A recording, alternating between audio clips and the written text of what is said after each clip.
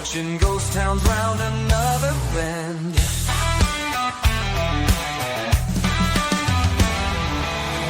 half empty, but I'm rolling, chasing dreams I'll never know. In this hard land, I've been searching for a place to call my own. Fresno, Nevada, I hear you calling. A lone rider in a sea of stars. Fresno, Nevada, where the night is falling. I'll find my way with these worn out scars.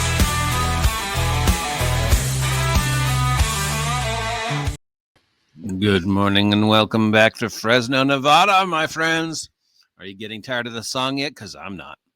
It's Monday. It's the 17th day of February, 2025. We survived Valentine's Day, and we're now ready to continue our march towards Fresno. It is the final day of designing the hex crawl. Obviously, the hex crawl around Fresno is much bigger, but we've only decided to set it aside the equivalent of 5 days. So it's the last day of rolling on the random stuff for the hex crawl, which means tomorrow we can start on the dungeon. Because who doesn't love watching me make a fool of myself in a solo generated dungeon? All right, we are reverting back to page 132 on the Shadowdark core rules by our good friend Kelsey Dion. We are moving into a new hex. We're going to roll a d12. And we go to rolladice.com for 1d12. And we get an 8. We go back to the page. Same as the current terrain. So another forest. We go to where we've been writing this all down. For a desert town, it sure has a lot of forest around it.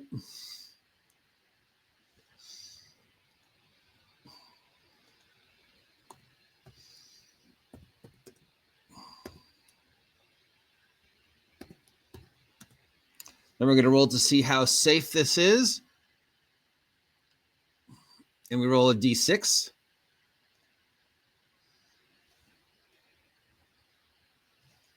And we get a 6. I have a feeling 6 is really bad. 6 is deadly. Deadly.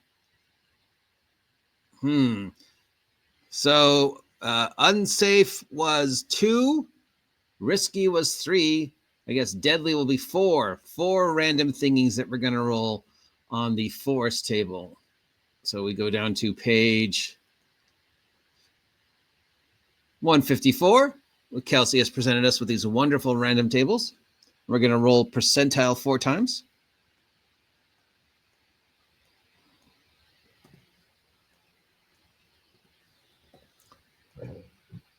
We get a 45, a 57, a 52, and a 14.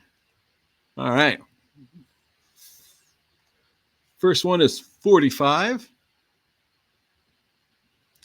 A mage in a dangling web cocoon thrashes and screams. All right.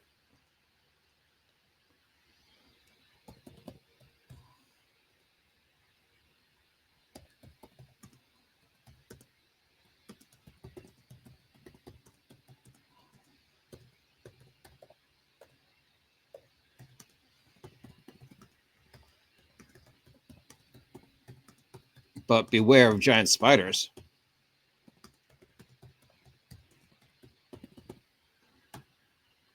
You guys are a fan of my beastery and the posts I've made about giant insects. You do know that the largest spider in the world is the Goliath bird eater of South America, which can grow to be over, a foot and weigh up to a pound or 2. These spiders are huge. Thankfully, these spiders have no interest in humans whatsoever. They make these gigantic webs, and they eat birds and frogs and lizards. But, when they see humans, they either scatter away or they approach them with curiosity. But no one has ever been eaten in real life by a giant Goliath bird eater. But this isn't real life. This is Dungeons & Dragons or Shadowdark. So let's see if Kelsey has given us the stats for giant spiders. Or if not, we're going to have to make them up. So we're going to check out Kelsey's list of monsters in the core rules. We have got scarab, snakes, spider giant. All right, spider giants are on page 254. We're just going to cut this and paste it. And these will, of course, be available when I finish this. I'll post it on whatever they're called, Rumble or Spreadsheet or whatever you post these things are for anybody who's interested in them. And let's see if Kelsey gives us a random wizard. Oh, Kelsey does give us a random wizard.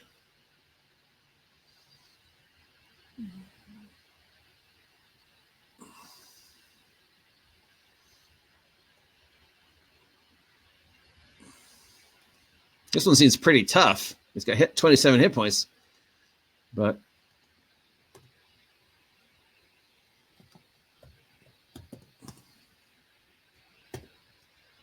I guess he got caught by surprise by the giant spiders. There's a whole story there, right?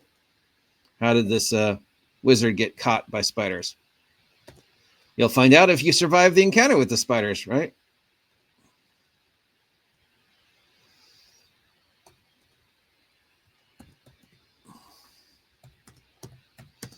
All right, our second danger is 57. We go back to forest.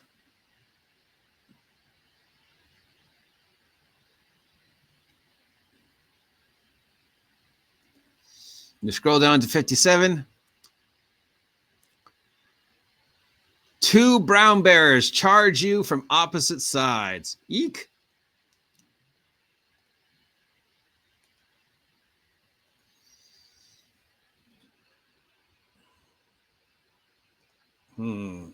Is Kelsey giving us the stat for bears? It's a bear.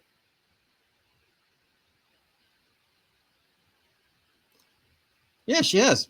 Thank you, Kelsey. These are on page 198.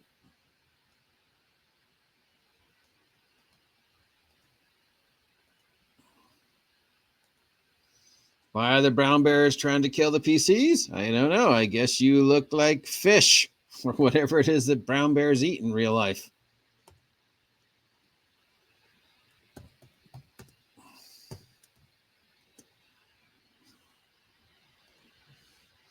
Our third is 52. We're going to go back up to forest.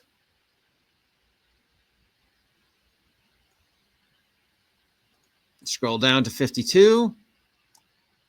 2d6 goblins and 2d6 kobolds spill out of a cave fighting. So the party has stumbled across a kobold versus goblin war. You know my opinion on goblins versus kobolds. Goblins, mischievous, sometimes bad, sometimes good, mostly just curious and self-destructive. But kobolds, definitely evil. And kobolds fight dirty.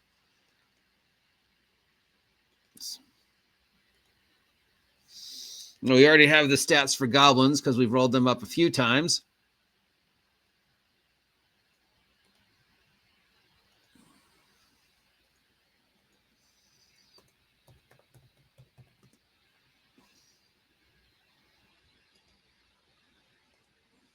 Obviously, we have a goblin problem in this forest. But I don't think we've done kobolds yet.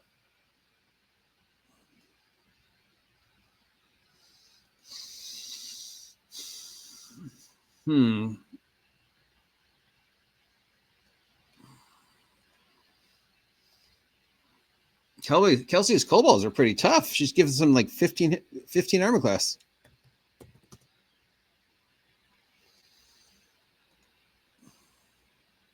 $13 armor class.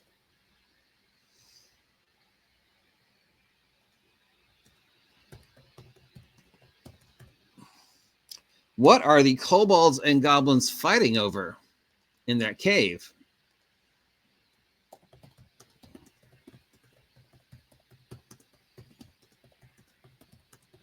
That'll probably be the entrance to our dungeon.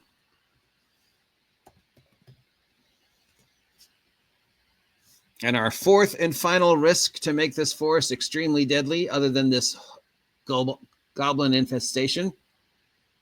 Gobble, gobble, gobble, gobble, gobble.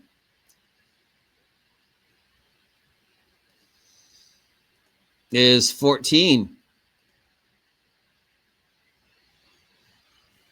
A hungry otug hides in a pile of rotting vegetation.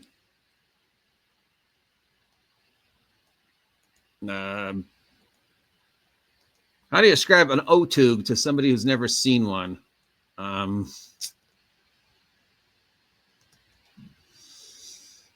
Let's see how Kelsey describes them. They're weird. They're definitely one of those monsters that were invented by, when just weird nightmare.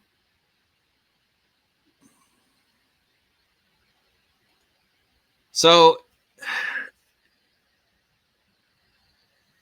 it's a stumpy three-legged beast with barbed tentacles and vast mouths. So imagine an egg with legs, and on the top of the egg is a mouth. And then there's all these tentacles coming out of the egg. And the egg sits at the bottom of a pit or something and just waits for things to come by, grabs them with the tentacles, and throws it into its mouth. Or in this case, it's somehow gotten to the surface, probably from our goblin-infested caves, hiding out in some rotted vegetation, and is waiting for things to come by and grab it with his tentacles and pull it in. Now, mind you, these things are huge. I mean, you look at the picture that Kelsey has, and it's a full-page picture. And it's, they're big. So how did something this large get out of the dungeons without anybody noticing it, manage to find a hiding spot in rotted vegetation, and how much rotted vegetation is there that you could hide the size of this thing? Because these things are huge. So there's a whole question there.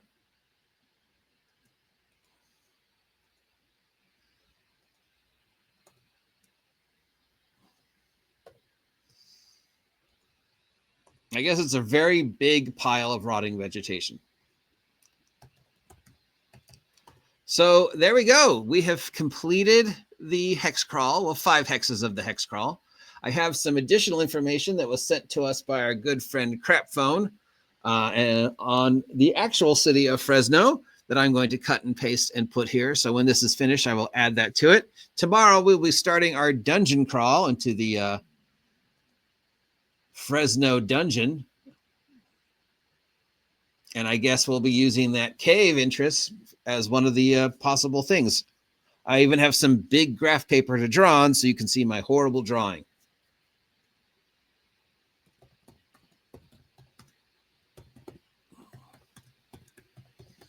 So we're going to go and take a look at all the things that Crapphone sent us about Fresno, the actual city of Fresno, because he lives there.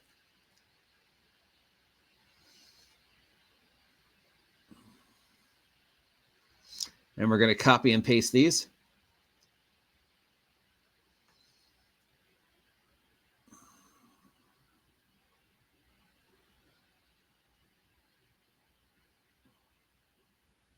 Where were they? Did I lose them?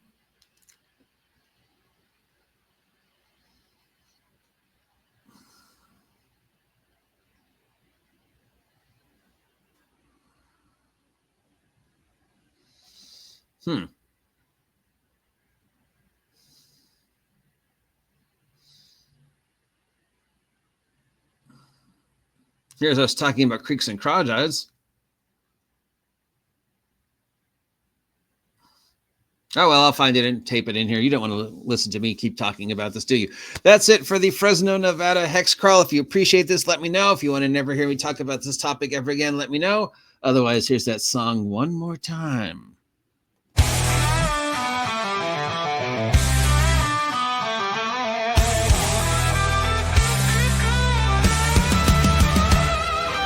Sunsets blazing in the rear view, dusty roads that never end.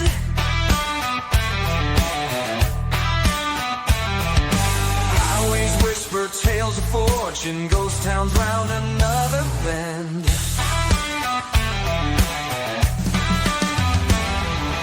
Tanks half empty, but I'm rolling